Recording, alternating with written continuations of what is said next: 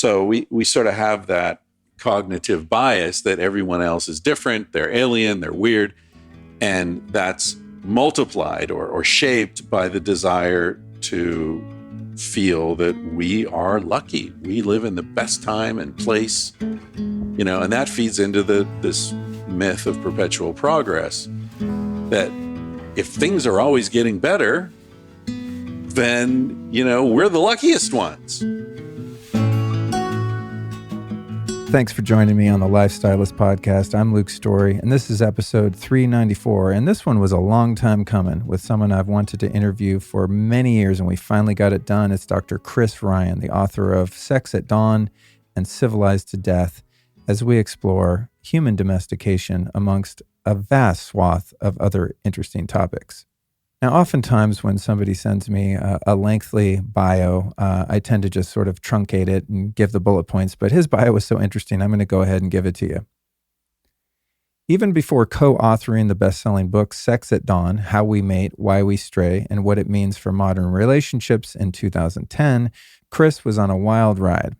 After receiving a BA in English and American Literature in 1984, I think I was 14 in 1984, he's been at this for a while, he spent the next 2 decades traveling around the world, pausing in unexpected places to work very odd jobs like cutting salmon in Alaska, teaching English to prostitutes in Bangkok, and self-defense to land reform activists in Mexico, managing commercial real estate in New York's Diamond District, helping Spanish physicians translate and publish their research, amongst other wild adventures, some of which we cover in this conversation.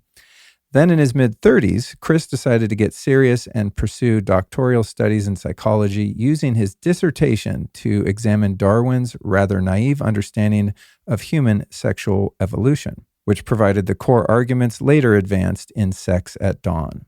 Chris's latest book, Civilized to Death, The Price of Progress, asks whether civilization has been a net benefit to our species. He also hosts a weekly podcast, Tangentially Speaking, often recorded from the road while traveling in his van, Scarlett Jo-Han-son.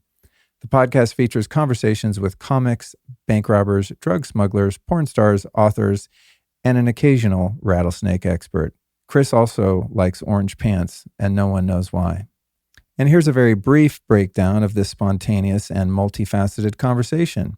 We, of course, explore his new book, Civilized to Death, of which I am a huge fan, his experience living as a nomad during a global pandemic, how to stretch time by following your wanderlust, the inherent numbing of sensation that comes with an overly comfortable lifestyle, the true agenda of machine learning, recognizing institutions as a life form as they are considered by law, my experience using his book Sex at Dawn as a cop-out of doing the work to allow true intimacy into my life, minimalism and the unexpected burden of caring for physical belongings, the results of evading natural selection as we do in the Western world, the important realization that one can love chocolate without hating vanilla, a great lesson in these strange times, and finally the ironic and hilarious history of treadmills as a torture device.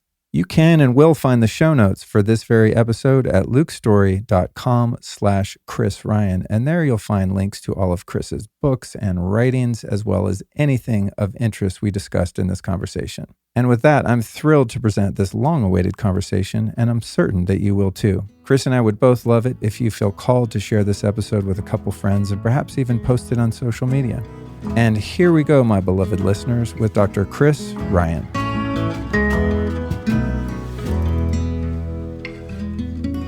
Great to be finally sitting with you, man. Yeah, thanks for having me. I've made a list, 6.5, almost 7 years ago, of all the people I wanted to interview, and you were on that list.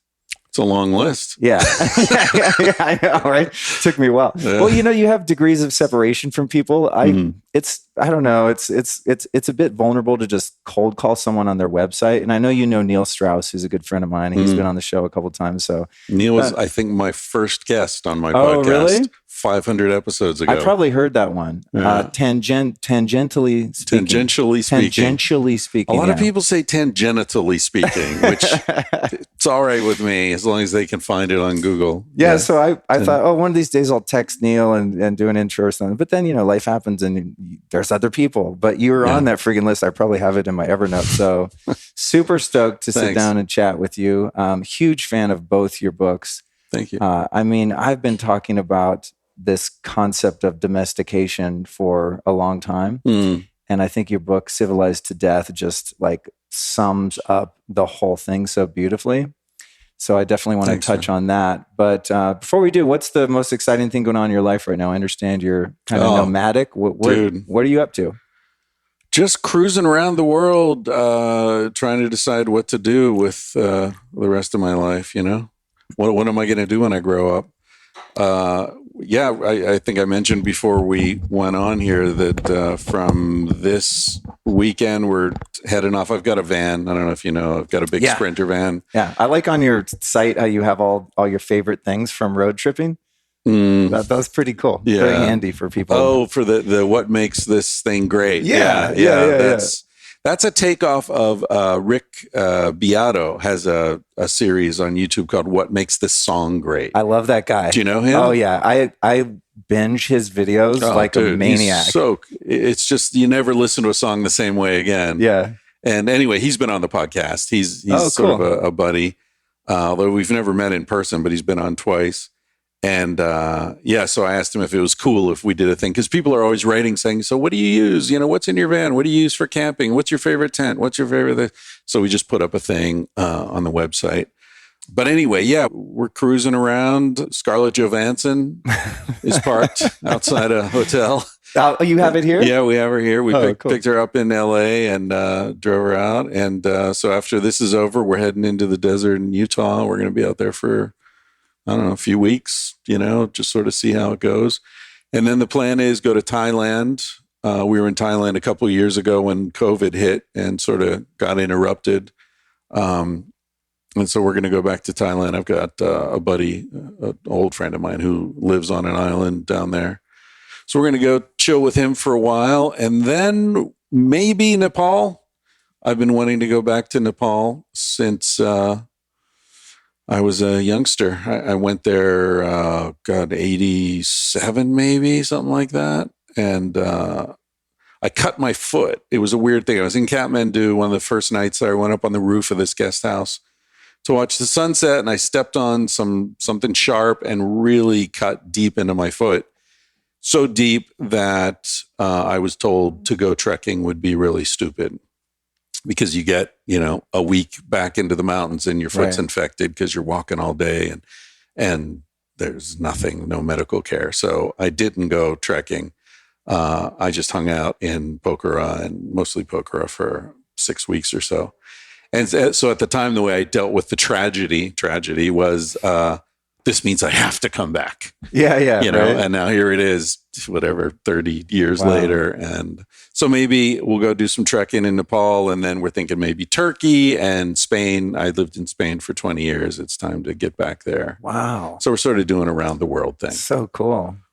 With the caveat that shit happens and everything could fall through. Who knows? I mean, traveling in the way that you describe, you know, has its spontaneity, but especially now in the world. I mean, I'm like so hard to plan. I'm reticent to travel anywhere. I feel like I might leave the United States and not be able to get back in, or, you know, who knows what could happen. My little brother's, he likes to go live in Colombia 6 months at a time. And, you know, he's like, he'll text me, what's in the news? Can I get back? You know, I'm like, I think you're still American. You should be good. But what do you think it is within you that gives you this wanderlust? You know, there are many people, as I'm sure you've discovered as you travel, that are born in a town and they live there their whole life and rarely leave. And then there are people like you that just have this need or desire to go experience different cultures and different ways of life. What do you think is at the core of that curiosity? Well, I think it's two things. I think there's an attraction that I'm moving toward, which is the change of perspective that gives you new insights into things, even familiar things like oneself, right, and one's culture. Joseph Campbell wrote about detribalisation, the realization that you're part of a tribe, and that tribe has certain almost arbitrary belief systems, and you detribalize by recognizing that there are other tribes with other belief systems, and you go out and experience some of them, and then you become separate from all tribal belief systems, right? To bring it on home to where we are right now at Meatdelic, I think there's a reason we call this tripping, right? People using psychedelics because it does take you out of your familiar way of thinking and viewing things and makes things new again. So my whole life I've been really invigorated by newness and surprise, and you mentioned spontaneity and the feeling of, not just the feeling, the realization that when my life was open, all sorts of interesting things came into it. But when I was back in the US doing a 9-to-5, working, trying to save money to go on the next trip, not that much happened. I remember when I was in India the first time, I would sort of plan out my trip by the full moon. So it's like, okay, I'm in Srinagar now on this houseboat, and it's really awesome. And the moon is full. And next full moon, I want to be at the Taj Mahal, right? And then the full moon after that, Varanasi. And then the full moon after that, I want to get up, into Kathmandu. And then it was a calendar month. But by the time I got to the Taj Mahal from Kashmir, it was like a lifetime ago. So much had happened. So many people had come in and out of my life. I'd seen so many things, so much, new content had gone into my brain that it felt like time stretches out and life becomes longer and more interesting and fuller, at least for me, my way of thinking. So that's the attraction. The push, or that's the pull, right? The push is that I've never felt comfortable in the United States. I feel comfortable in nature, in the desert, in the mountains, whatever. Yeah. But American culture has never made sense to me. Even when I was like a 5-year-old kid, I was looking around saying, why are they doing this? This makes no sense. Yeah, I relate to that. You people are crazy. Yeah. So I've just always felt like an outsider here. Yeah. I feel much more at home in Spain than I do here, despite the fact that, my Spanish is far from perfect. I don't look Spanish. No one ever thinks I'm from there, Yeah. But at this point in my life, I'm more comfortable as an outsider, honestly. Yeah, I think I've felt like an outsider just about everywhere I've ever been, you know?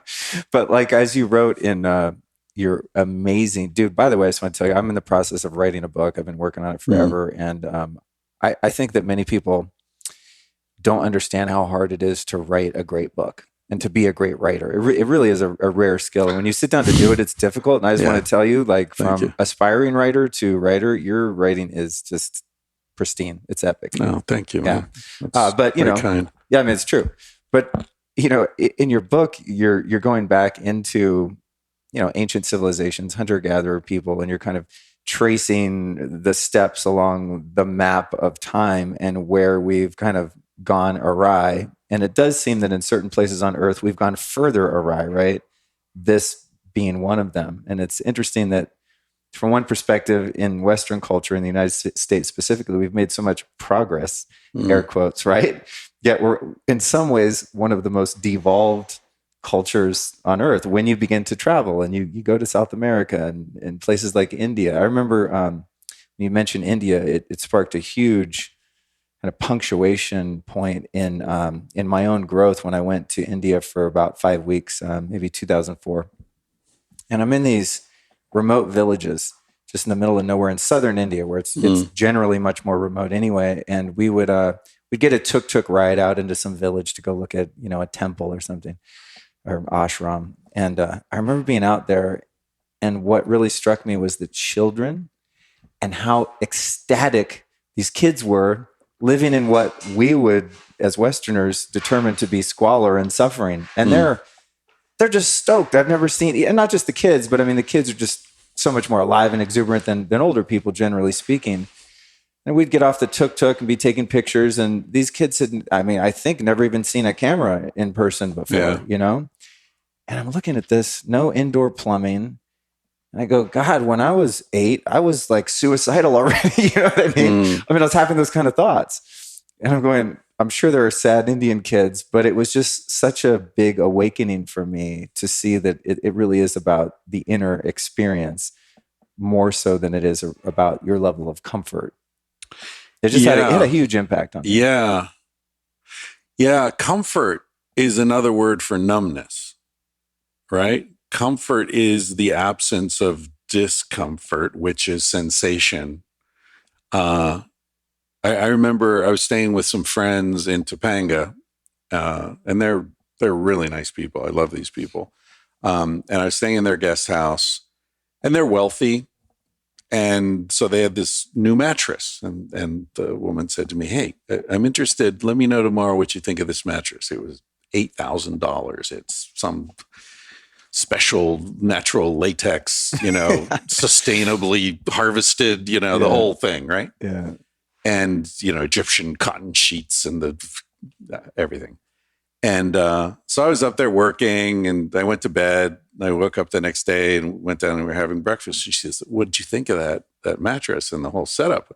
I said, "I guess it's great because I didn't notice anything, And it occurred to me, like, that's the whole point, that you don't notice anything, right? And people get more money. I wrote about this in Civilized to Death.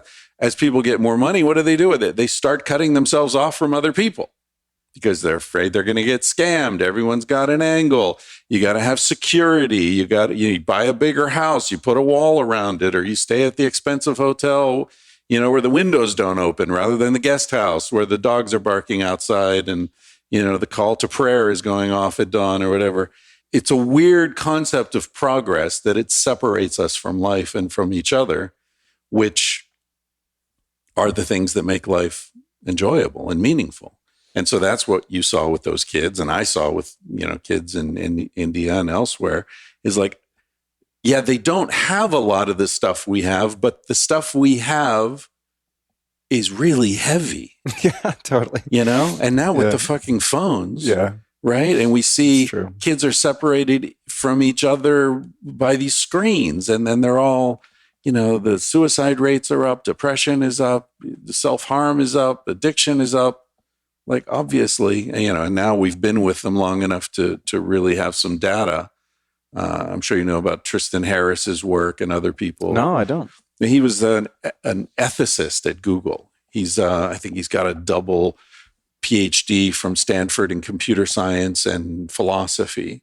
And so he was the in-house ethicist at Google, which is a funny thing. But anyway, he quit because he realized, like, technology, these apps, they're not neutral. Oh, yes, I know the guy. Yeah. He's done a few, I think he has a Netflix documentary.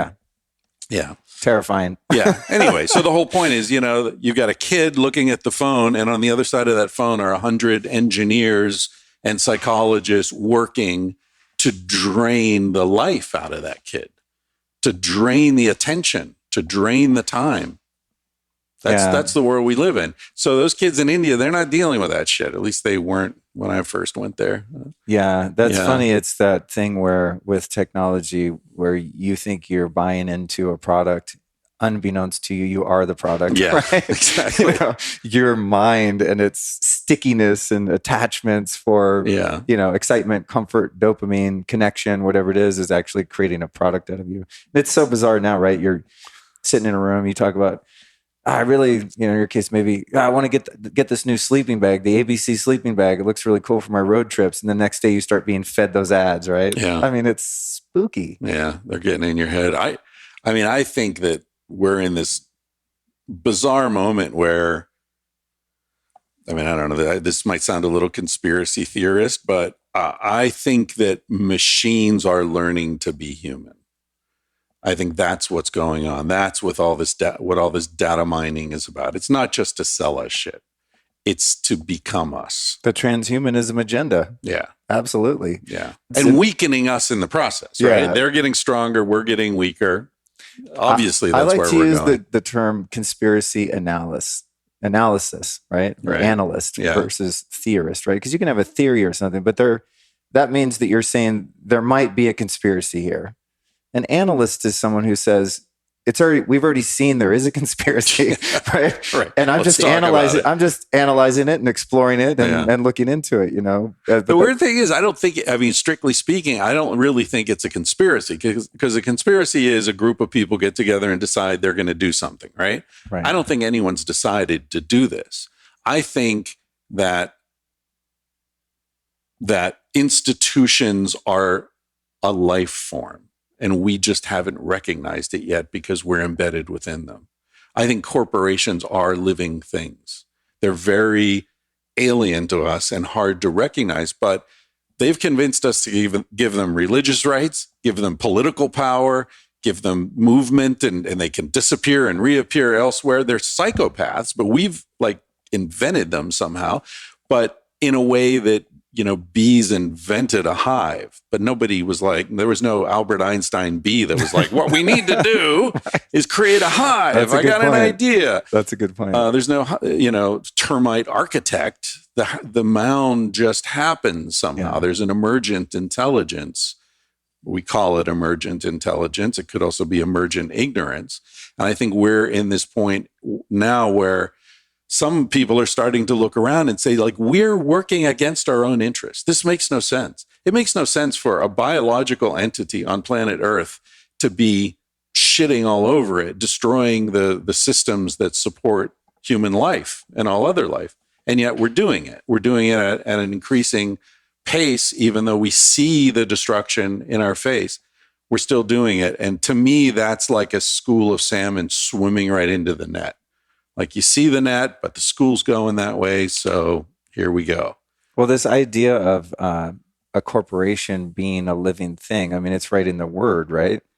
The incorporate, incorporate to be alive, to have a body, right? So there's kind of a hive mind body of corporations, and I think that's where it gets interesting with this idea of a conspiracy theorist thinking that evil Google is out to get us, right? And then you think, well, surely not everyone in the corporation has nefarious intentions. My uncle works in the CIA. He's a great guy, right? But due to this kind of pyramidal structure of these entities, these organizations, it's just inherent that not everyone within it is going to know what's going on from the directive. And as you indicate, sometimes the directive isn't even known. You're just kind of hurling forward and the hive is built and everyone's going, how did we get here? Like the guy that defected from Google. I'm sure when he went in there, he wasn't one of the baddies, one of the reptilians or whatever.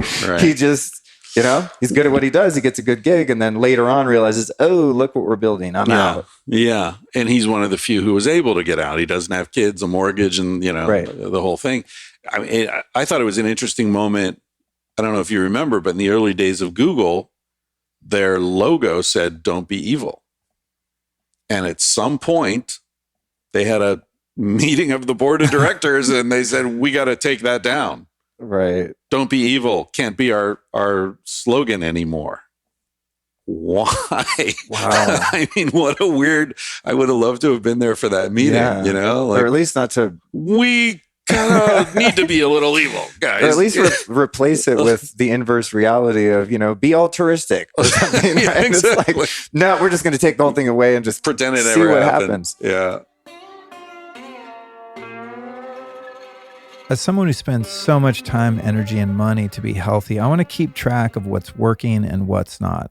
That's why I'm really into this company I found called Inside Tracker. They are an ultra-personalized performance system that analyzes data from your blood, DNA, lifestyle, and fitness tracker to help you optimize your body and reach your health and wellness goals. Through their app and testing protocol, I'm able to get a clear picture of what my body looks like on the inside. And I also get a clear measure of whether my diet, supplement, and exercise choices are helping or even hurting. I did the whole Inside Tracker deal recently and was actually shocked to find that I was less than perfect in some areas. My cholesterol and B vitamins were high, for example, and a few other things that need a little tweaking. There was, of course, also some good news, as my overall health score was that of a much younger person and certainly more optimized than your average American. And that's the point. The whole goal with Inside Tracker is to be optimized, not normal. So they don't merely show you the normal biomarker zones, they show you the optimal biomarker zones and numbers that are best for your individual body. So if you want to check this out, I highly recommend you sign up for Inside Tracker now. You're going to get your testing done, the results of your biomarkers, and then some incredible lifestyle and diet recommendations from their brainiac scientists to help you improve everything you find. Just go to insidetracker.com/Luke, where you will save 25% off your entire order. That's insidetracker.com/Luke.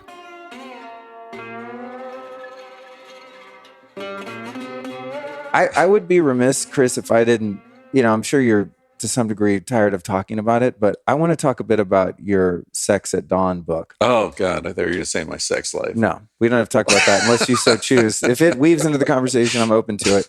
But, I think I probably got this sometime after it came out. And there were two books, yours and The Ethical Slut. And I was someone who was just terrified of true, authentic intimacy and the idea of being monogamous and committing my life to a partner. And, through a lot of work and specifically in medicine and psychedelics, which hopefully we'll get to, found that it was childhood experiences for me that really prevented me from the capacity for vulnerability, right? So there was always kind of this wall and barrier. And when I found those two books, I was like, yes, now I have a good excuse to never really be all in. It's because, hey, we're not designed this way, like all the historical sort of rhetoric and maybe facts around that humans aren't innately this way. That led me, and I'm assuming probably tens of thousands of other people, to explore different configurations of relationship. And I know for me, for the most part, those explorations ended up in pain for me and the other party. And through my own this kind of maturity and growth, I'm very happily in a committed relationship. Couldn't imagine it being any other way. I have zero desire to try anything out because I kind of tried everything and none of it worked. So I'm wondering what the impact that book had from your perspective. It's one subjective, not like I blame you and your book for my meanderings, but it was kind of the key that fit the lock that I was looking for, to go, look, it says it right there. And I think a lot of people share that experience. So since you wrote the book and put it out, what has been the kind of aftermath or effect of that in terms of what you see in people's relationships and how they choose to be in them? Yeah, that's an interesting question. And of course, there's a lot of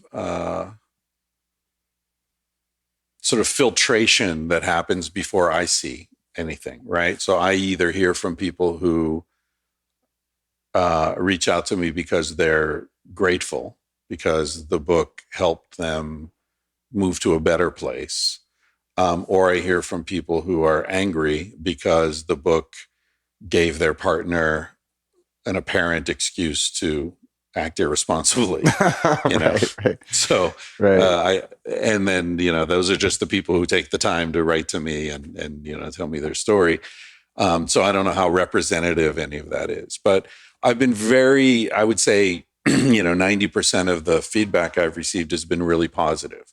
It's been people saying that the book helped them have a conversation that they needed to have. Right. So, I mean, I guess the most comprehensive answer to your question is that as far as what I've learned from having written that book is that people have their own reaction and relationship to a book that doesn't really involve me.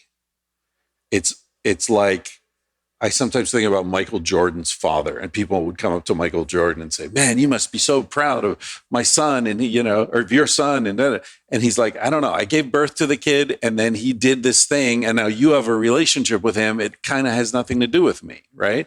That's how I feel about Sex at Dawn in some ways. Like, I wrote the book with Casilda and we put it out there, but it was like 12 years ago. So I hardly remember the experience of writing it. And people have their very personal responses to it because people read in it what they want to read in it. Exactly. There's no place. That was my experience. Right. And there's no place in the book that says, it's human nature to be shallow and disrespectful and just run around fucking lots of people without giving a shit about anyone. Like that line is not in the book. I'm sure of it. But some people read that. Other people read, it's natural to have desire for someone other than your partner. But that doesn't mean there's any reason to act on it necessarily. And that's closer to, I think, what we meant to say. The thing about prehistory is it's very hard for people to make the imaginative leap to really get a sense of what life was like there, because it's so diametrically opposed to what we know in the modern world.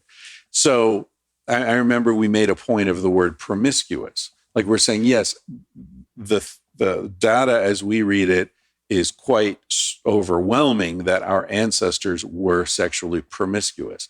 But that doesn't mean to them what it means to us. To us, promiscuous means you have sex with strangers. You have sex with people you'll never see again. Well, those people didn't exist in prehistory, right? In a prehistoric band of up to 100 people, those are people you grew up with. Those are people you're going to grow old and die with. Those are people you go hunting with or gathering, or you breastfeed each other's children. There's anything but anonymity in a hunter-gatherer society. There's deep intimacy, whether it's sexual or not. There's deep intimacy among that group. And what we were proposing in the book is that sexuality was a way of establishing and maintaining these networks of intimacy, in addition to sharing food and taking care of each other's children and living together in one structure and traveling together and watching each other grow up and die. So sexuality was embedded in this complex, nuanced system of intimacy, not anonymous. Meet someone in a bar, have sex, and call them an Uber, right? So I think that's one of the problems with the book, is that people look at it and say, oh, if I apply this to my life, it looks like this. And It's like, yeah, but that's a whole different world. Different context, yeah. So I often find myself, saying, no, this doesn't give you an excuse to cheat. No, this doesn't mean, everyone's a slut and should run around and fuck everybody and not worry about it. No, this is not an argument that everyone should be a swinger. That's all modern interpretations of this. All we're saying in the book is this is clearly the type of primate we are. Here's the evidence. And as far as what we want people to conclude from it, really the only lesson we were trying to impart in the book was to be more compassionate to yourself and to the people you love. Be compassionate and understand that your desire to have sex with someone else doesn't mean your relationship is bad. It doesn't mean there's anything wrong with you or your partner. It just means you're a Homo sapien. That's normal. What you do with it, whole different question.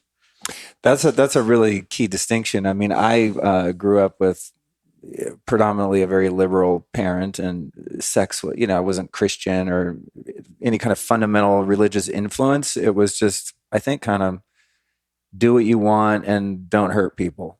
And I think I probably failed at the latter in many cases, but I can imagine for someone who has this sense of shame and guilt and sin around their sexuality, that you're having these impulses and you're in a marriage and you think, oh my God, I'm a rotten person.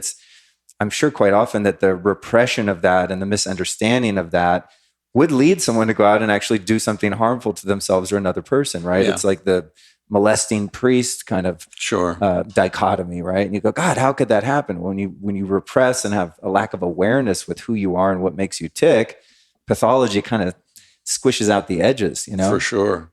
Yeah. So I'm glad to hear that perspective. It makes a lot of sense to me. I think it's also, in my experience, I did kind of use that as a green light to try and explore different types of relationships and level of monogamy or not. And ultimately accepting that it is normal and natural to have these drives, but we have a lot of drives that we don't necessarily act on, right? We have the capacity for higher states of consciousness. This isn't to say that people who are not monogamous don't have high consciousness, but I drive around sometimes and have the thought, God, I want to fucking kill that guy. I don't do it. It's a thought. And I go, okay, calm down, ego, slow down, and then everything's fine. And it might be the same way for someone who's attracted to someone and they have that impulse and they go, yeah, but let's play it through. Like, what does this look like on the other side? Are people going to get hurt? Am I going to undermine relationships in my work or my family? And okay, cool. I absolve myself of being a Homo sapien. and having those drives, but it doesn't necessarily mean that I'm just beholden to act on them indiscriminately.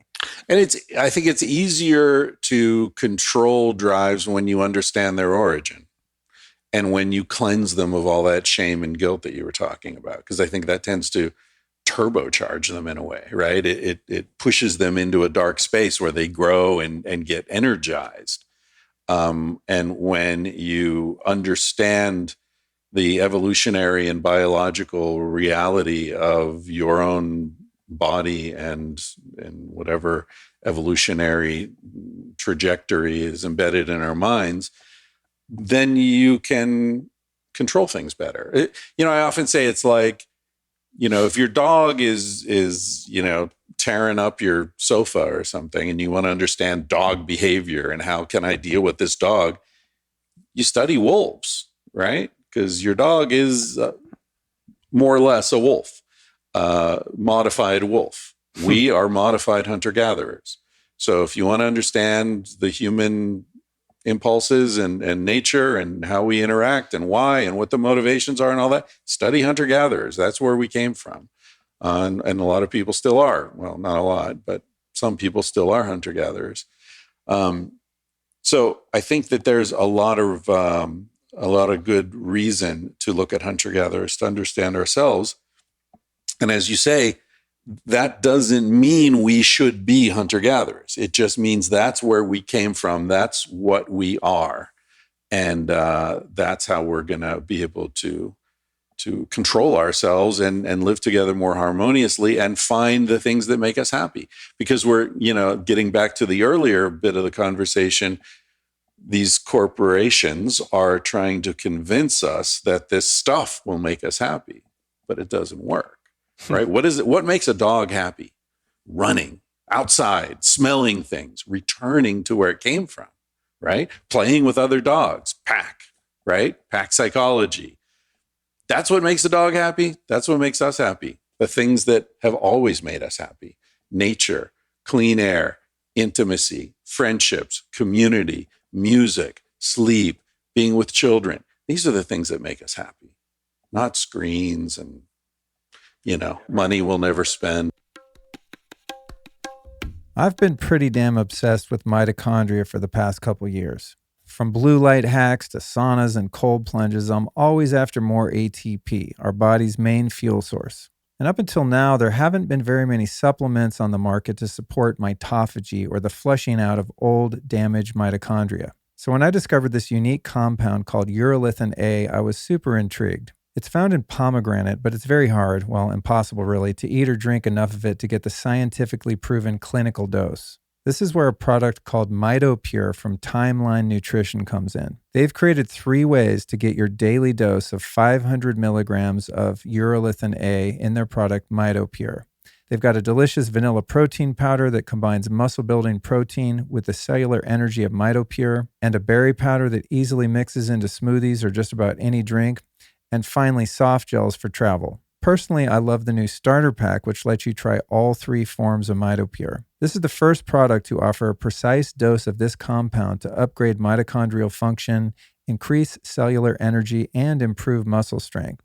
It actually took 10 years of research to bring this potent product to market, and I'm personally glad it did because it works. Right now is a special offer for my audience. That means you. Use the promo code Luke10 to get 10% off any 2, 4, or 12-month MitoPure plan at timelinenutrition.com. That's timelinenutrition.com. And to learn more about this fascinating discovery, go back and check out episode 389 with Dr. Chris Rinch. It's incredible stuff.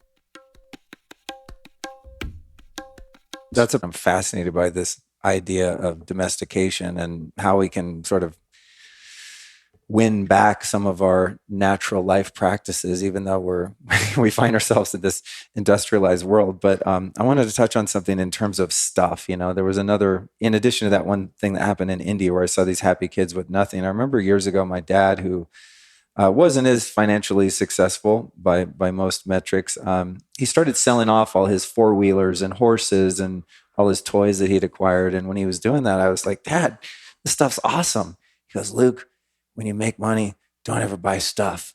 It just becomes a burden. Mm-hmm. I was like, oh, but it's fun. Yeah, but he goes, then you got to take care of it, right? You got the horse. Now you need a horse trailer. Right. Oh, then you got to get shoes on the horse. Then you need the saddles. It's just like anything that you kind of add. And I just bought my first home and I'm going, oh, I get it. Yeah. We're remodeling the house. And I'm like, well, then I want to do the hot tub and the this and the that in the backyard. And I'm like, oh, fuck. Like I kind of miss just renting my place in Laurel Canyon, not have to worry about any of this shit, you know?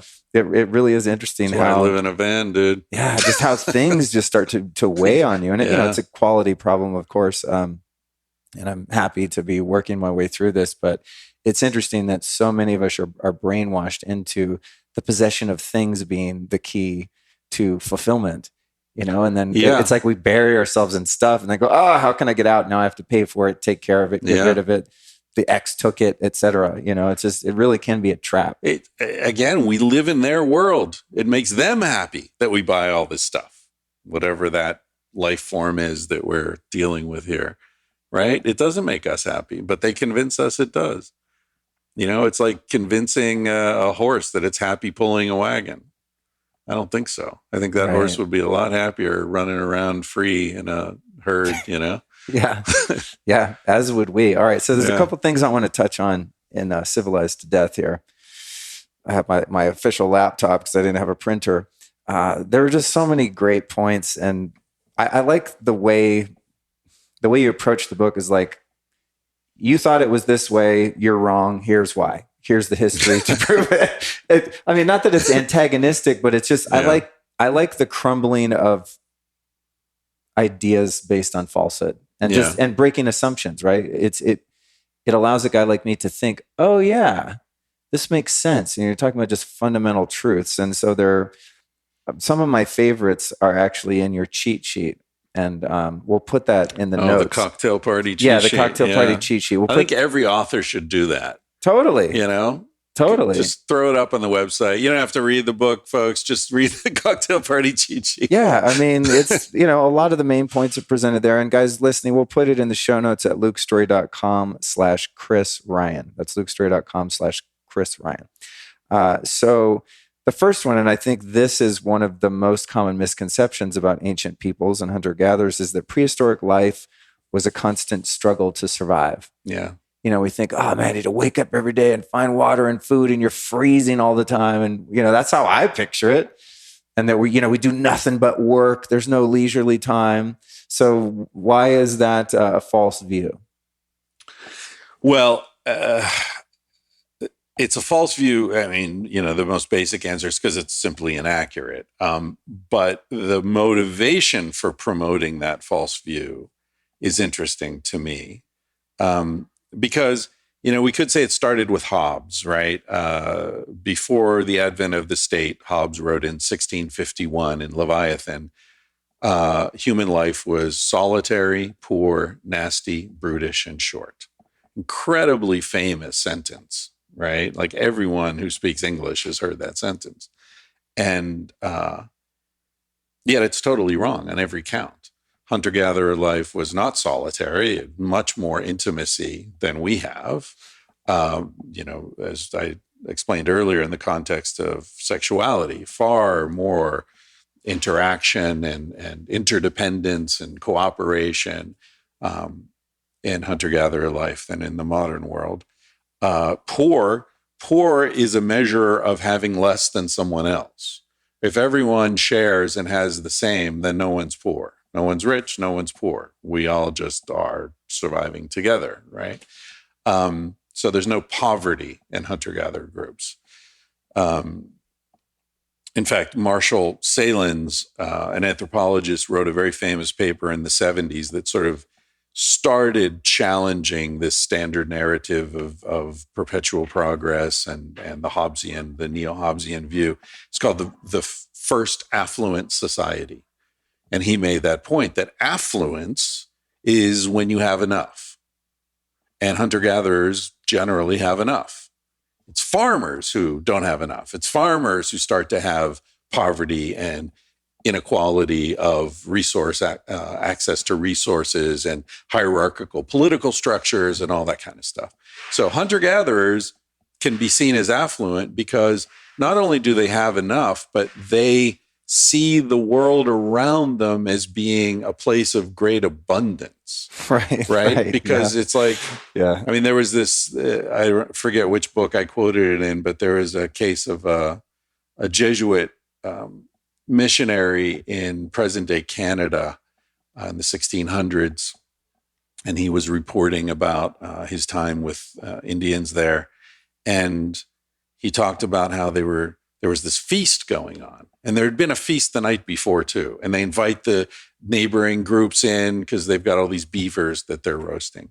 And the missionary says to one of the men, like, why are you eating all the food, right? You could save some for tomorrow, and you're sharing it with all these people. You hardly see them. And he's like, well, we have lots of food. Let's eat it. And he said, well, what are you going to do tomorrow? He said, we'll find more food. And he said, well, what if you don't find more food? And he said, then we'll be hungry for a day or two. It's no big deal, man. And at the same party, the women are going off and having sex in the shadows, right? With different men. And the Jesuit is obviously noticing this, and he's all upset about it. And he says to the same guy, like, why do you let your women do this there? Like, I know that woman, you're with her, but she's having sex with that guy from the other group who came in. And he's like, yeah, whatever, it doesn't matter. And he says, well, like, how are you going to know? Like, if she gets a child, how are you going to know whose child it is? And the missionary wrote in his notes, the man looked at me with great sadness and compassion. And he said, you French are very strange. You only love your own children? Wow. I mean, that just sums it up, right? It's like, what's wrong? What's wrong? And there's enough love to go around, you know? And the idea within that you possess, that's your child, your wife. And you would only care about your child. These are people who share their food, right? Yeah. These are people who don't have refrigeration. They don't have preservation. They don't have accumulated resources. If you shoot a moose, what are you going to do? Like, cut off a steak for you and your wife and tell everyone else to piss off? That's not the way it works. So anyway, so it wasn't solitary, it wasn't poor, it wasn't nasty, it wasn't brutish, and it wasn't short. The human lifespan has always been into the 70s and 80s. The idea that everyone died when they were 30 or 35 is total nonsense. Where does that fallacy come from? Is that because of infant mortality? Yeah, exactly. Kind of skewing the numbers? Right. It's a mathematical thing. So and it's true that a lot of hunter-gatherer babies die in the first 10 years of life. 15 to 25% in some cases. So if you have 25% of kids die when they're 5 years old, let's say, and you mathematically average them in, then the average lifespan at birth drops a lot, right? But that's been misunderstood to mean that people were old when they were 30.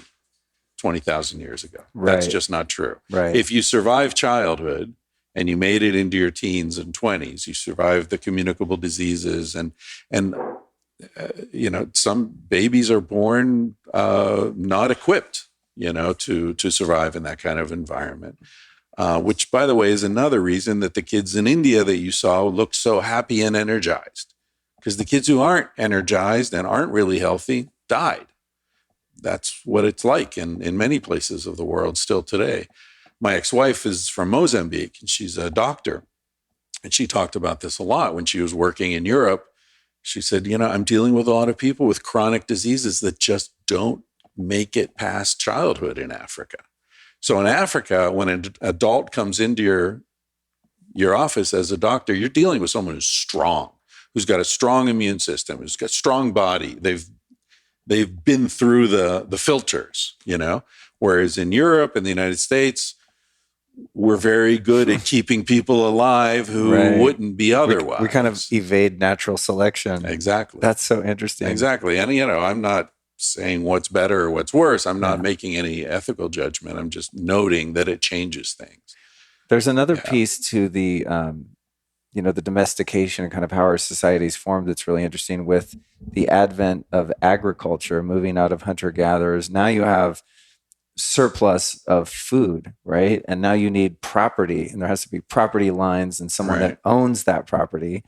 And then when you have these resources and you want to hoard them, then you need armies, and then you need systems of law. And it's just like when you zero in on what happened, it seems like agriculture was possibly the worst thing that ever happened to the human race. Yeah, do you see it that way?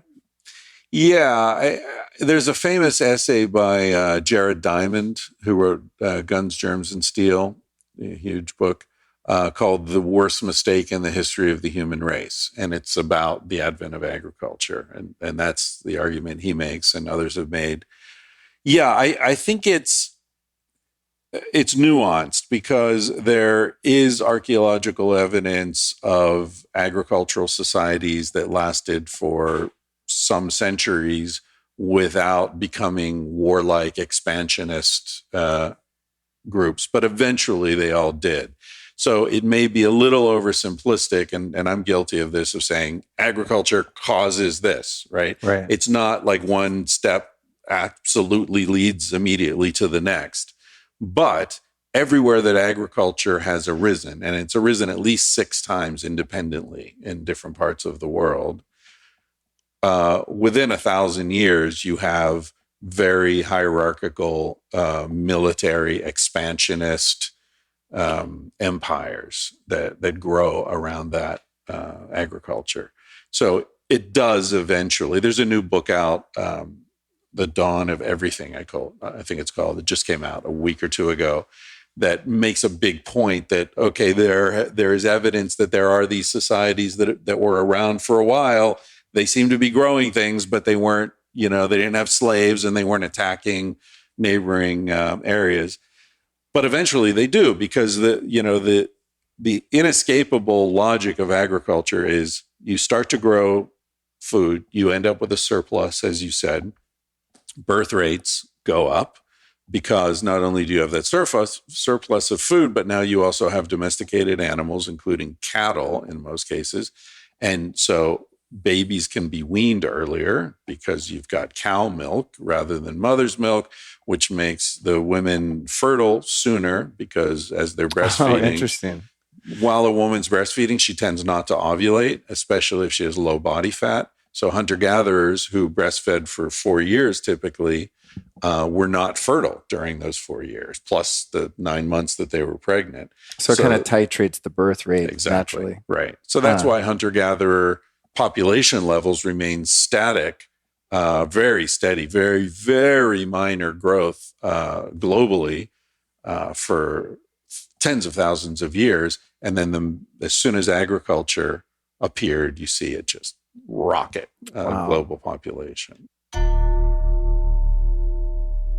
By now, most of us are clued into the fact that gut health is fundamental to so many other aspects of our health. But did you know that your dog's gut is just as important to theirs? Any of the following could point to an issue with your dog's gut health: surprisingly smelly gas or poop, diarrhea that's difficult to pick up, unusually bad breath, persistent tear stains, hair loss, or itchy skin, and behavior like separation anxiety, aggression, or hyperactivity. As the largest immune barrier in a dog's body, it doesn't take much to knock their gut microbiome out of whack. Habits like eating wheat, corn, and soy found in so many commercial dog foods, as well as eating poop, ew, gross, I know, but they do it, eating garbage or dead animals, emotional distress like thunderstorms, being boarded, separation anxiety, etc., sudden dietary changes, antibiotics, GI infections, and pesticides that linger in food, water, dirt, and the grass they play on. The best solution to this issue I've found is called Just Pet's probiotic from Just Thrive, which is what I feed our dog Cookie. According to research, your dog's naturally harsh stomach acid, which is necessary for digesting all types of foods, kills off 99.99% of the probiotic strains available on the market. And womp womp, that means most doggy probiotic products die long before their active strains get to the intestines. But Just Thrive's unique spore-based probiotic strains are designed by nature to arrive 100% alive in the intestines, where they can support digestive, behavioral, and immune system health in your pup. So to get your dog's gut sorted out, hop over to justthrivehealth.com and use the code Luke15 at checkout. Again, that's justthrivehealth.com and use the code Luke15 for 15% off their entire website. There was another myth that you explore in that hunter-gatherer people were constantly at war and got deemed as savages by the folks who came in on boats and whatnot. Yeah. Where is that story kind of get holes in it? Well, that gets back to the point I was making earlier. I think, talking about Hobbes and the motivation for this depiction of hunter-gatherers. Part of it is misunderstanding. Hobbes had never seen a hunter-gatherer, right? Rousseau never met a hunter-gatherer. These images that were developed by European philosophers were based upon accounts that were brought back from missionaries or travelers, traders. So it's very much not science, right? It's fantasy. In fact, there's a very interesting thing. I don't know if you remember in Civilized to Death, there's an aside where I talk about the origin of the term noble savage, which is, most people think it comes from Rousseau. Rousseau never used the word. It seems to have come from a French lawyer, I believe, who noted, he wrote an essay and he said that these accounts of the native people in the Americas that are coming back from the Jesuits primarily, they hunt wherever they want. They are not subjected to anyone's whim. They don't have kings telling them what to do and where they can go and where they can't go. They act as if they're nobility, right? Because in Europe, the only people who could go where they wanted and do what they wanted were nobility. The noble, he meant these savages live like kings. Right? The noble savage. Anyway, but getting back to your earlier point, that I think there's a great motivation to demonize hunter-gatherers because every society promotes itself. Every society advertises for the greatness of itself, right? That's one way to keep people obedient and on the team, is you tell them how fucking great they have it. And so if you're telling people that actually the hunter-gatherers have it better than us, the whole thing's going to collapse, right? Right? And in fact, there were laws in colonial America that you cannot go and live with the Indians because so many people, so many Europeans were saying, fuck this, running into the woods, living with the Indians, that they passed laws in the colonies, in the 13 colonies, saying it is illegal for you to leave, this wonderful world that we're building to go live with the Indians. And there's many cases Benjamin Franklin wrote about, the hundreds of cases, even of people who were captured by the Indians, right? Their parents murdered, or the husband murdered, and the woman dragged into the woods. And, 2 years later, she's recaptured by the whites, rescued. And she's like, thanks, but I'm going back. Oh man, so good. Yeah. So I think there's a propaganda element to this that we need to be honest about. And, we do it with other societies, right? We're USA, we're number one. And France is like, no, actually, we know how to live. And the Italians are like, no, we've got this figured out. Everybody thinks Navajo, Apache, Cheyenne, Lakota, all these words mean the people, right? Everyone thinks we are the people. I don't know what the hell you are, but we're the people. It's a natural human impulse to sort of say, I don't have an accent. Everyone who talks different has an accent, not me. So we sort of have that cognitive bias that everyone else is different, they're alien, they're weird. And that's multiplied or shaped by the desire to feel that we are lucky. We live in the best time and place, and that feeds into this myth of perpetual progress, that if things are always getting better, then, we're the luckiest ones, right? We live at the pinnacle of the best possible time. And so 20 years from now, it's going to be even better. Jetpacks. Just imagine how great it's going to be. Our phones will be embedded into our foreheads. We'll be so lucky. I mean, it's just nonsense when you think about it, but it's ubiquitous. It's interesting too with the the tribalism, humans' propensity for the self-identification, right? And micro-identification of our group. It's like we haven't yet, many of us at least, haven't evolved to be celebrating who and what we are as a culture without being against the other one, right? It's like David Hawkins, one of my favorite teachers, he said, you can like chocolate without being against vanilla. And I always talk about how I love America. I love America. I love this country. And I think when some people hear that, they think, oh, that USA #1, we're better than, I'm like, no, it's not even contextualized anywhere in my being that I or we as a collective are superior to anyone else. I'm just going, yeah, this is cool. There's some cool things here. Yeah. And I could go to Brazil and be like, yeah, Brazil is awesome. I love Brazil. It doesn't mean that I hate Chile. You know what I mean? Yeah. I think it's just part of the human psyche to compartmentalize things like that and create an us for that sense of, I don't know, egoic surety or security. It's a strange way that we operate in that. Yeah, it is. It's weird. There's that aggression built into it. It's totally unnecessary.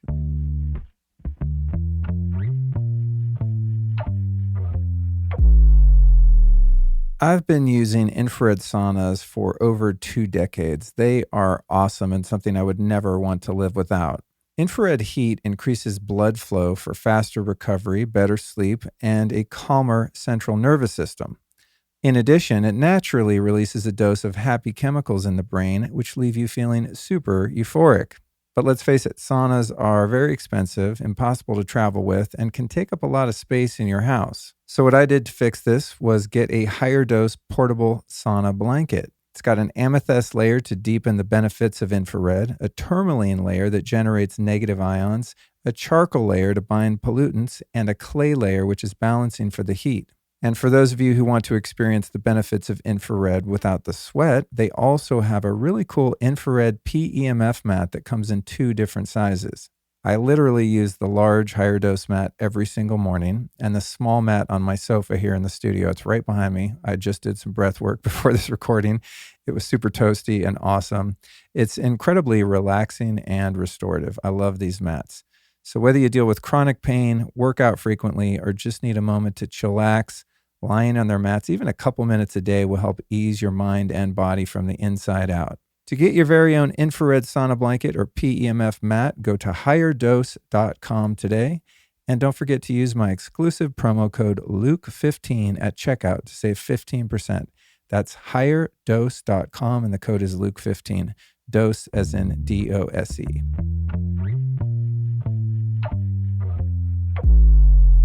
There's a couple more things I wanted to touch on here. I think it's kind of like, okay, so here we are able to identify in your book and just kind of in this conversation that, we've made some missteps here along the way. But I also love my iPhone and my laptop and, the ability to communicate with people across the world, live streaming here on Instagram.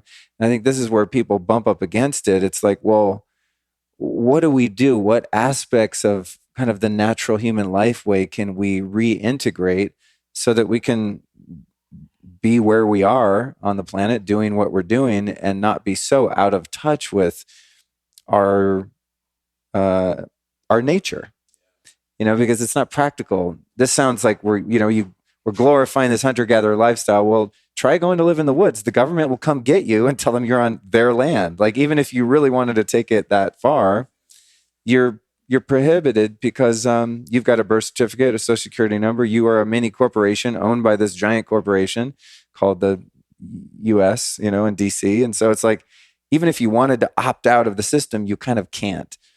So what? Well, I guess you can if you really know your law. You can find a way out, but still, where do you go then, right? There's not like autonomous zones in nature where all the free humans that want to be hunter-gatherers can go, et cetera. What are some ways that we can gain back some of what we've lost? Human connection, intimacy, our relationship with nature. What do you do to kind of reground yourself? Yeah, those are important questions. I think, it's similar to what we were saying earlier about sex at dawn, right? I think the first step is to get an accurate assessment of what a meaningful life looks like. And I think the reason the motivation for me to write books, and as you said, it's hard to write books, especially a book like Civilized to Death. That was really hard because it was a downer. It's a bummer. Like, I'm writing a book about the biggest mistake any species has ever made, which will probably lead to the destruction of us and most other living things, other than that. Keith Richards. Yeah, like just a little op-ed, no big deal. Exactly. Can't wait to get up and go write that tomorrow. So it was a slog, and I tried to make it as light and entertaining as possible, but it's hard. It's heavy. I mean, there's stuff in there about, some of the most horrible things that we've done as a species. And, but what motivates me is that I think a lot of people are suffering unnecessarily. A lot of people, like with Sex at Dawn, a lot of people are like, there's something wrong with me. Why do I have these desires? Why do I have these thoughts? What's wrong with me? What's wrong with my wife? What's wrong with my marriage? What's wrong? And is the same motivation for Civilized to Death. I think a lot of people are looking at their lives and saying, I feel empty. I feel unhappy. I feel like time is slipping by and I'm not getting anywhere. I'm not learning anything. It's not getting better. I feel like I'm just getting old and there's no compensation. There's no wisdom. There's no excitement. There's no juice, And what I wanted to show people is like, that's not your fault. That's not your fault. You're in a zoo. You are domesticated. You're enslaved in many ways. And there's no mystery to the fact that you're unhappy. You're unhappy. You should be unhappy. Right. If you're happy, you're the exception. Right. And what's that line? If you're thriving in a sick society, you're sick. Right. Yeah. And I strongly believe that many aspects of American culture in particular are deeply pathological. And so if you're not suffering, if you're not feeling like this isn't right, well, good for you, I guess. But a lot of people are. And so those are the people I was writing for, right? And so your question, how do we integrate these things? I think the first step is to recognize that, look, the reasons for your unhappiness have to do with misalignments. It's like we could talk about it in physical terms, right? Like Mark Sisson and people in that world talk about the misalignment between our hunter-gatherer bodies and the kinds of food and activity levels and sleep levels and stress levels that the modern world is imposing on that body. And the body's not designed for that. The body's designed to move a lot, but not run, walk, right? We're used to hunting and gathering, walking, stopping, moving, the things that we like to do for leisure. I have a lot of friends who are hunting right now, right? Go on a picnic. That's essentially gathering. Take some food out and eat and let the kids run around and play, right? In nature. These things resonate with us because of where we came from. So I think the first step is recognize where we came from, recognize what kind of animal we are, and then find ways to integrate these things. I think the most important thing is a sense of community. And, there's research showing that if you feel that you're embedded in a community of people who love you, respect you, and care for you, people who have your back, which is a hunter-gatherer group, basically, the health benefits of that are equivalent to smoking a pack of cigarettes a day, right? Not having that is like smoking a pack a day. Having that, it's a wash. If you smoke a pack a day and you've got a great crew, it's a wash, statistically. I'm not encouraging people to smoke. But it's a major effect on health. Walking. You don't need to go to the gym. You don't need a fucking treadmill. Do you know how treadmills were invented as a torture device? I believe it. For prisoners in the 19th century? That was the invention. Wow. And now people have them in their office like, I'm going to go torture myself and I'll feel better. No, you won't, man. You're not going to feel better. So stress levels, try to bring them down. as low as you can, pleasure up. There's nothing shameful about pleasure. That's why I lived in Spain 20 years. It was the first country I got to Spain. I was like, wow, these people, there's no shame around pleasure. They like, yeah, life is to be enjoyed. Fuck yeah, I get that. Right? Those are my peeps over there. Yeah. Hey, don't worry about work. Enjoy your lunch, Coffee to go? Why would you want? I remember I was sitting in a cafe one day and a guy came in and he was like, can I get that to go? And I was like, I don't know. Do we have any paper cups around here? And finally they gave it and he left. And the guy who worked there was like, why would you want a coffee to go? Like, just sit down and enjoy your coffee, like why? It's just a philosophy of life. So I think the best way to integrate these things is to try to find your people. Find who do you love and how can you bring your life into enmeshment with them in a healthy way. So that could be physically, like, we've bought land in Colorado. In fact, we're here at this event with friends of ours who also bought some land there. We've got, 6 or 7 friends who've all bought land in this little town in the middle of nowhere. The land's super cheap. And interestingly, there's no building code. So we can all just get together and build houses, build each other's house, like an old, Amish barn raising. Wow. And, my buddy Oliver here, he's an auto mechanic. And, I've got some book money I can throw in and, help people and whatever. We each have our skills and our abilities and our resources. And together, we take care of each other, right? I think so you can do that in a physical sense. It could just be buy a big old house with some friends and help each other. Your friends want to go on a vacation, take care of their kids because those kids and they trust you and they love you and you don't need to hire a stranger for stuff like that, I think this is a really important point and something that I think it's naturally emerging amongst a certain sect of people. I mean, a lot of friends of mine in Texas are buying huge plots of land and everyone has kids and is married and family oriented and they're just kind of want to be left alone. And it sounds like a commune or a cult kind of thing, but the people that I know that are interested in doing that are actually very functional, emotionally healthy people. You know what I mean? Yeah. Some brilliant, creative, successful people that are like, why go buy a house with a tract home with a bunch of people you're never going to talk to and you actually actively avoid them? Right. Instead of just going, hey, here's 20 people that all choose your neighbors. Yeah, they kind of see the world in a similar way and you jive. And I love that idea of just and you don't need, it doesn't need to be a commune, right? It doesn't need to be, we're all going to pool our money and then you got to deal with all that bullshit. Everybody can have their own property, but we're doing this in an intentional way to take care of each other. I always think of that State Farm commercial, like a good neighbor, State Farm is there. It's like, can we just have a good neighbor? Can we go back to the good neighbor? Totally.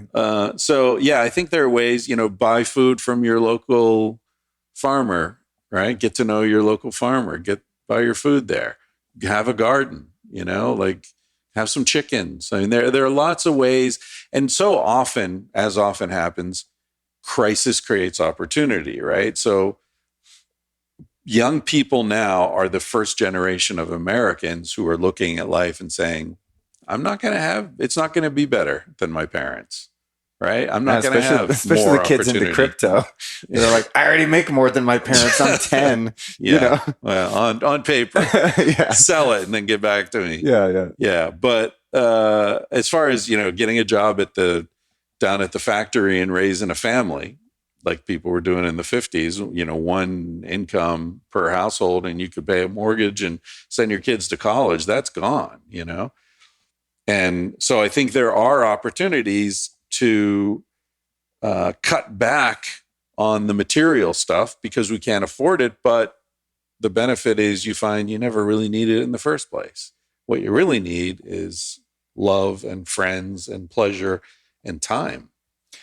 I know we've been going for a while here and we could probably open up another 2-hour podcast on this, but I have to ask, how do you see the intentional use of psychedelics fitting in this kind of new way forward for us. When we go back to many hunter-gatherer people, they're using entheogens, right? In Africa and South America and North America, different places. Part of that communal glue seemed to be around ceremony, and oftentimes included, the shaman, the medicine man or woman, and going in oneself and getting a wider perspective on life and ourselves and the cosmos and God. And every time I journey during it and after, I think this is the way, like, this is what we need. And of course, you get enthusiastic and then you come out of it and integrate and you're like, all right, I'm not going to go proselytize, and maybe it's not for everyone, but I really feel that, and we're here at Meet Delic, that there are some master keys to the lock of our displacement, that there is some way moving forward of cohesion between people who are awakening to their true selves and their connection to spirit. And I know that I've become a much better person and much more capable of intimacy and altruism and all the things that make you a fulfilled, good person for all intents and purposes, from just being able to kind of discard the shackles that keep us stuck in the intellect and the ego and all these things that ultimately limit us. And it seems there are a lot of people waking up. I mean, I kind of love the trend of psychedelics. I'm sure we're going to be sloppy about it as it comes to the forefront and becomes more accessible. It's, it's a double-edged sword in some ways, but to me, this is kind of the great hope that people are going to become increasingly curious, and legality around this stuff is going to loosen up. And it seems like this juggernaut of consciousness that might be the way forward. What are your thoughts on that? That's a hard one. I went through that period when I was very young, and my first few years using psychedelics, feeling like, yeah, this is the way to solve the world's problems and everyone should try them. But I came to a different kind of relationship with them over time. And this is something I'll be talking about tomorrow here at this event. And I feel like what I'm afraid of is that the subversive potential of psychedelics will be drained away, and they'll be corporatized and monetized and turned into just another fucking commodity. And that's what we Americans do best. Cut down the forest and turn it into wood products, And I worry about that. So I the jury's out. We'll see what happens. But I don't think that there's anything inherent in psychedelics that will make a bad person good. I think that they're very powerful in amplifying what's already there. But I don't think Hitler would have, taken some ayahuasca and said, my God, what have I done? Well, see, this is my fantasy of taking like 5-MeO DMT smoke and just, carpet bombing DC, and this utopia is going to emerge. You know what I mean? Yeah. It's a gross exaggeration, but like LSD in the reservoir, totally. Yeah. But you raise a good point, because I have known a few facilitators and shaman, for example, that upon first meeting them, and in some cases even experiencing ceremony with them, I think, oh, they've got it, they get it, they're good, they're solid. And then later on, seeing some pretty big holes in their character, kind of a lack of moral fortitude, I guess you could say, or integrity.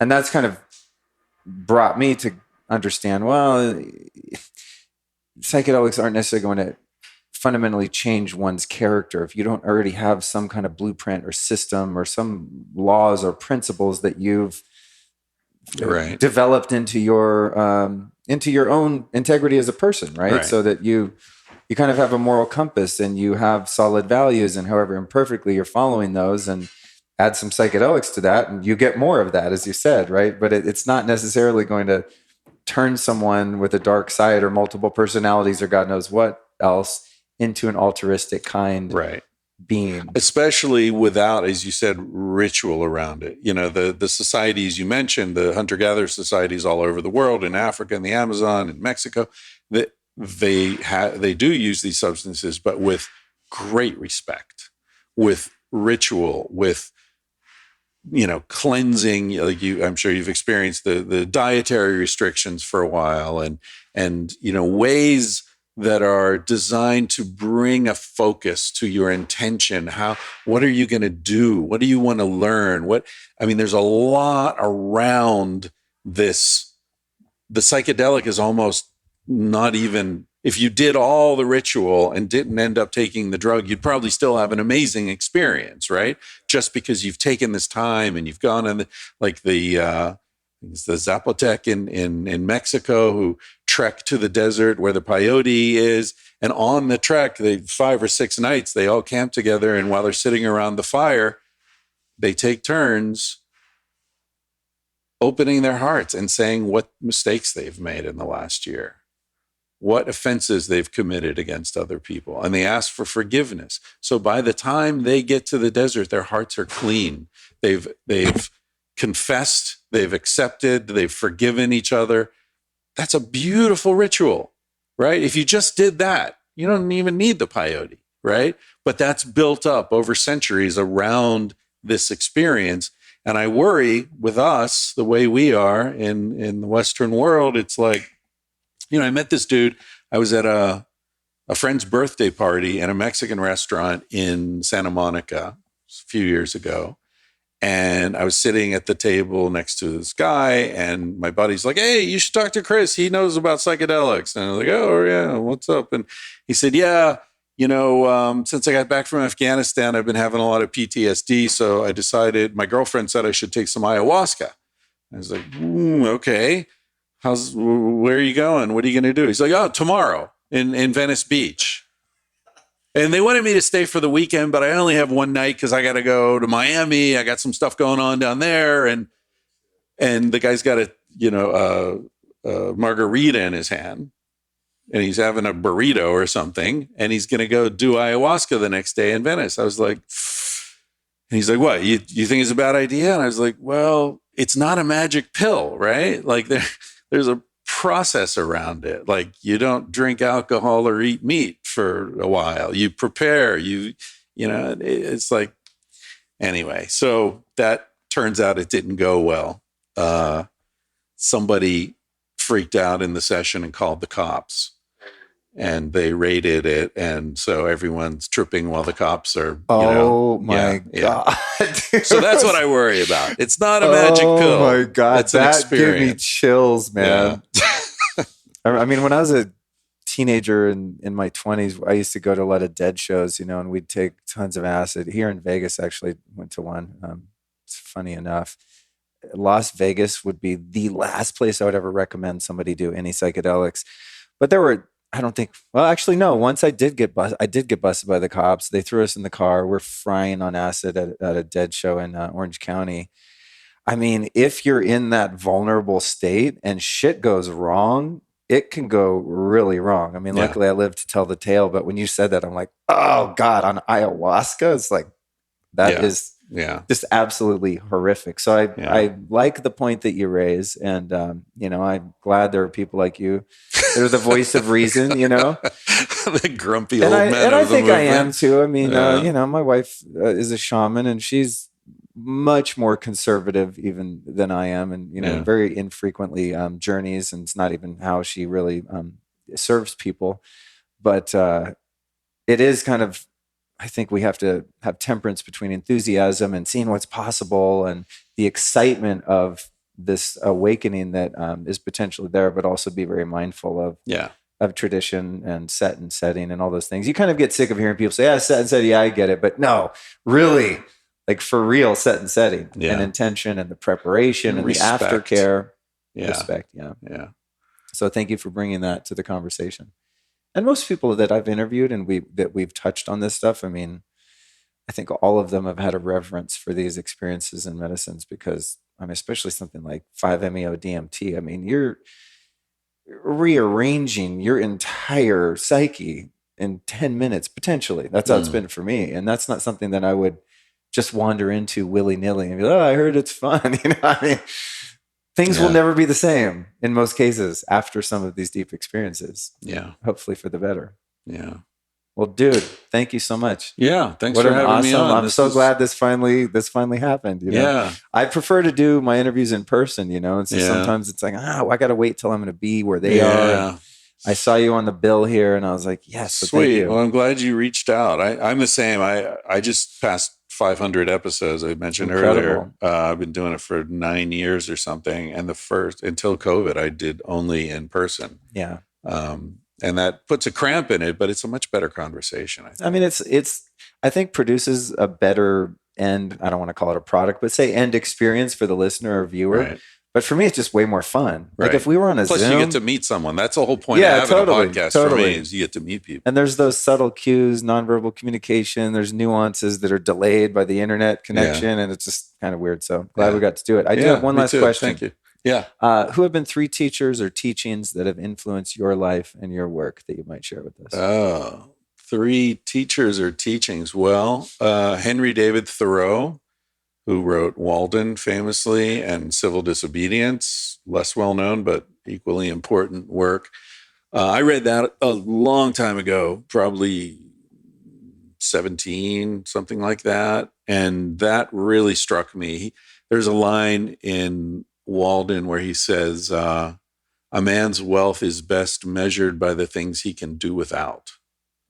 Wow. I've never forgotten that. Wow. And over the years, decades that I traveled around the world with a backpack and now in a van, I'm very conscious of the wealth to be found in minimal needs. That's been important. My father was a great teacher for me, both my parents really, in that they were married. My dad died 3 years ago. My mom's still around. She handles the merch for my podcast. Are you serious? Oh, yeah. Oh, that's cool. Yeah. She's at the end, there's a thing where I talk to her and she's like, well, we've got T-shirts and we've got stickers. Oh, that's awesome. Funny, yeah. But anyway, they were married. They were monogamous. They were in love. They met in high school. It was like, 50s, late 50s.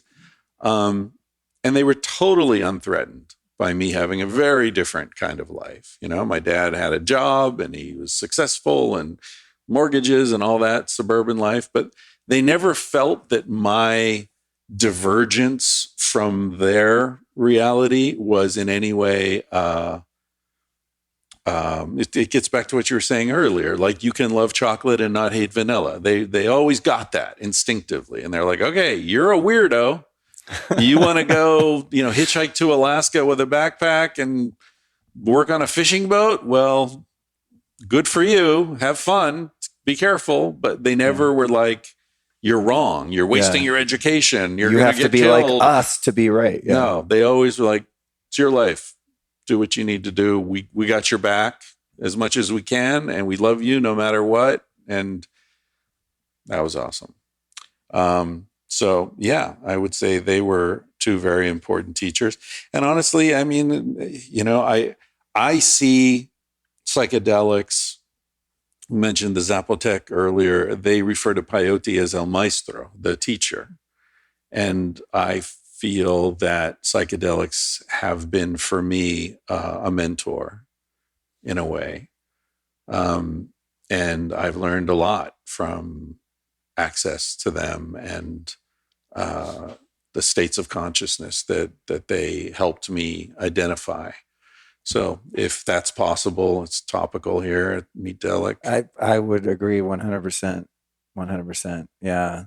It's almost, I view the medicines as kind of, I've never looked at it like, oh, it's the teacher, but it's sort of, it's like they offer a portal into the teaching, capital T. Yeah. You know what I mean? It's like they're an access point that kind of lift the veil and give us access to a greater scope of wisdom and understanding. They're kind of like a distraction, almost like, hey, look over there. They're just going, it's over there, but give you the eyes to see, right? Yeah, I remember reading a line somewhere that a great teacher is not concerned with conveying information. They're concerned with creating a space in which learning is possible. Bingo. Beautiful. Yeah. Very cool. Where can people find your books, websites, all that stuff? We'll put it in the show notes. thatchrisryan.com. It's all there. Cool. Awesome, man. Thank you again. Yeah, thanks. Well, ladies and germs, that's another episode of the Life Stylist Podcast. I'd like to thank you from me, your host, Luke Story, on behalf of our guest, Chris Ryan. For those of you that would like to dig into the show notes, again, you can find them at lukestory.com/Chris Ryan. That's all the links, all his books, even links to the complete written transcripts for this episode and every episode, actually, we've got transcripts for now. So for those of you that like to read and do a little detail work around these conversations, we've got you covered. On to next week's episode. It's number 395 with the incredible and brilliant Dr. Ellen Vora. That one's called The Age of Anxiety and the Many Paths to Peace. And man, I really enjoyed that conversation. It's about, hour and 45 minutes long. And we went deep into the zone of all things anxiety, fear, and of course, the antidotes that work for both of them. So I'm really excited to bring you next week's episode. Let me give you a little tip here. If you subscribe to this podcast on your podcast app, you don't have to go refresh and check to see when I put a new one up. You know why? Because when you subscribe, it just automatically gets downloaded to your device. That's what I do with my favorite podcasts. There's about 10 I listen to, and I want to just know the day that they get published that it happened, and I'm ready to listen to it. It's especially useful, by the way, if you like to avoid EMF like me, because the episode will be downloaded and you can put your phone in airplane mode while you listen to it. Just a little tip there. I don't know if you're aware, but I recently launched my own blue blocking eyewear line. It's called Gilded, Gilded, Gilded. And you can find this incredible eyewear that protects your sleep and brain and nervous system and all the things at gildedbylukestory.com. Exciting announcement pertaining to Gilded. We now have prescription glasses, readers, as well as children's styles. So if you can talk your kid into wearing some blue blocking glasses after dark, you'd be doing them a huge favor. Again, you can find them at gildedbylukestory.com. All right, that's enough out of me. I'll see you next week with Dr. Ellen Vora.